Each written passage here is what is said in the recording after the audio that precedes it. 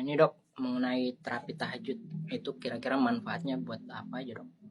Ya, tadi kan kita tahu bahwa ada satu siklus hormon di dalam tubuh. Ini perlu sahabat sehat pahami dulu. Ada satu siklus namanya dua hormon yang kita kaji. Yang pertama siklus melatonin dan siklus ACTH. Jadi harus dipahami ini dulu. Siklus melatonin itu hormon yang bikin kita mudah tidur. Dia akan terproduksi secara normal pada pukul 8 sampai jam 1 malam. Maka itu sebaiknya tidur kita itu habis sholat isya. Maka itu Rasul bilang kan,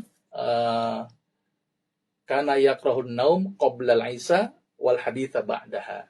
Rasul itu tidak suka tidur sebelum isya dan berbincang-bincang sesudahnya. Artinya dalam keadaan waktu Rasul normal gitu ya, habis isya tidur, kecuali memang ada keperluan ya. Berarti menunjukkan kira-kira habis itu jam 8 jam 9 tidur. Nah, di saat itulah melatonin terproduksi. Maka itu kalau bisa kita tidur jam segitu tuh. Makanya kebiasaan begadang sangat buruk. Ya, jadi ingat lagu Roma Irama ya, jangan begadang ya. Nah, tidur tuh, bangunlah di sepertiga malam. Ada satu siklus namanya hormon ACTH. ACTH itu mulai diproduksi jam 1 sampai jam 6 pagi. ACTH akan merangsang kortisol di ginjal. Nah, kortisol ini diperlukan tubuh, tapi kalau berlebihan dampaknya. Jadi apa sih fungsi kortisol? Pertama, menyebabkan peningkatan gula tuh.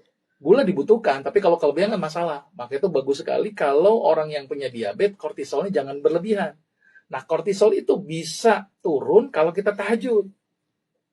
Kenapa? Kan tidur tuh, jam 1 bangun. Nah, pada saat itulah aktivitas kita dilakukan proses sujud. Maka kortisol akan turun. Terus tadi fungsi kortisol itu tadi untuk merangsang metabolisme. Maka itu orang-orang yang punya kasus hipertensi, kasus gangguan jantung itu bagus supaya kortisolnya tidak berlebihan dengan tahajud. Terus kemudian bisa menyebabkan menghambatnya produksi limfosit. Maka itu bagus orang-orang yang punya penyakit autoimun, imunnya yang kurang baik, itu dengan tahajud.